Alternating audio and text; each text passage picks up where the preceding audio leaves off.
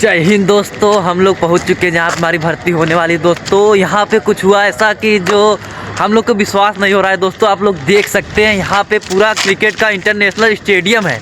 इसी के बगल हम लोग की भर्ती होगी। भर्ती हम लोग की उधर होगी, उधर साइड में। तो यहाँ पे दोस्तों पूरा इंटरनेशनल स्टेडियम है। तो यहाँ पे दोस्तों रायपुर का इंटरनेशनल स्टेडियम था दोस्तों। तो यहाँ पे स्टेडियम में दोस्तों 3 तारीख को वनडे मैच खेला जाएगा, जिसमें हमारे भारतीय खिलाड़ी आएंगे, जैसे रोहित शर्मा, विराट कोहली, अन्य सभी खिलाड़ी आएंगे। आप लोग देख सकते हैं।